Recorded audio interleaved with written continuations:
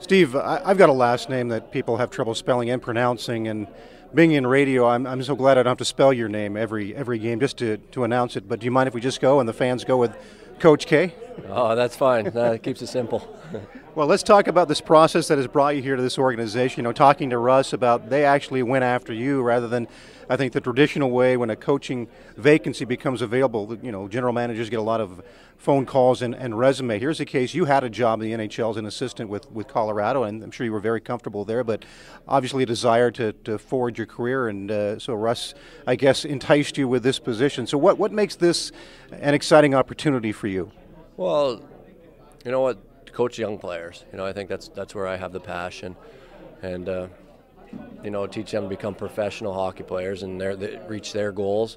And the other part is, you know, to further grow as a hockey coach, as a head coach. You know, as assistant coach, you're teaching systems and you're teaching skills. But at some point, I think every coach wants to have a little bit more say and a little bit more control in the systems that they're doing, and a little bit more of an impact in a player's development. So, you know, those two things are probably what was there. That's why I'm here right now. Well, it seems like Russ didn't have to do a lot of selling that you wanted a coaching position, and certainly you didn't seem to have to do a lot of selling to him because he was very excited to have you in the process and to hire you. But how would you maybe sell yourself to the fans of this organization? Obviously, the last 2 years they've missed the playoffs, so they've been below 500. So what would you say to them? How would you sell yourself to them as far as pushing this program in the right direction? Well, you know what? I think the experience is kind of an attribute I like to have. Playing 12 years and then working with development with the players and assistant coach, I've seen a lot of different situations on the ice.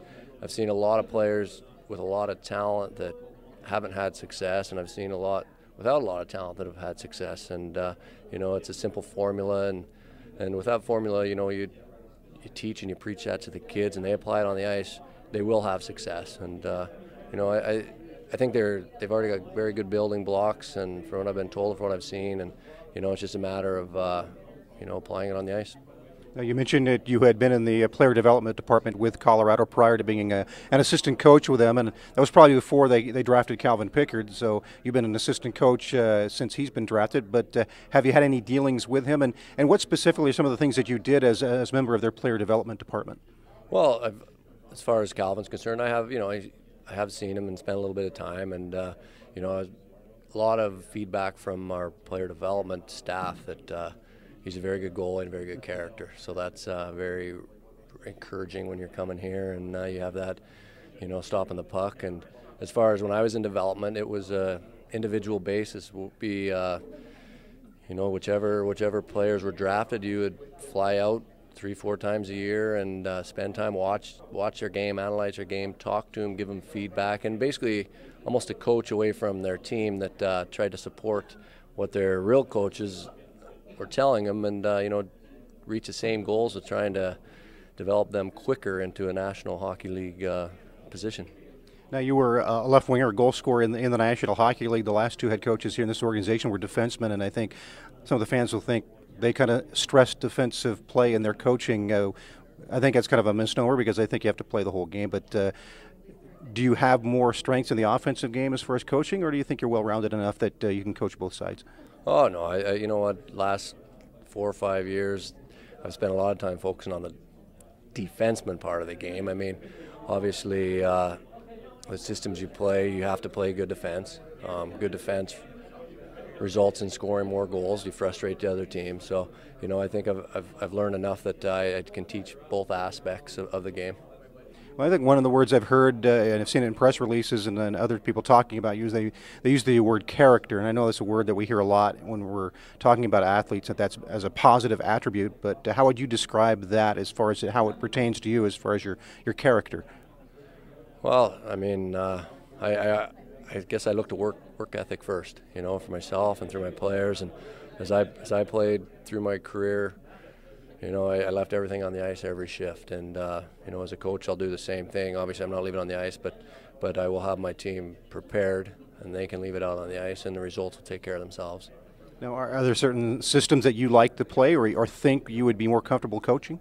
Well, you know what, there's a few different systems a guy could pick. I mean, obviously, I know the systems I'll pick, but to be honest, one system's not better than the other system. It is how good your players are buying into it, how willing they are to buy into it, and how hard they play it. And if whatever system, if you play it hard, you're going to have success. No matter how good the system is, if you don't play it hard and you don't play it well, you're not going to have success. So, for me, energy is a big part of it. Well, as you come into this organization, obviously they've got, I think, 4 or 5 players who could certainly be selected in the upcoming draft. They've got a goaltender who's been drafted.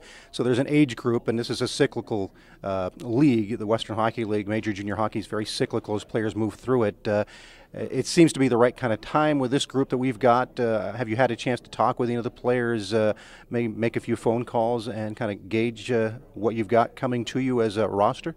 You know what? I haven't talked to any of the players. I have watched some of the players, and I've seen what is coming back, and I'm very excited. I don't think it's fair for me to get into individual players right now because I don't want to leave anyone out. But also, I want every player that's coming here to have equal opportunity, and everyone's starting fresh, and can come and earn their ice time. And once the puck drops, you learn what you have pretty quick.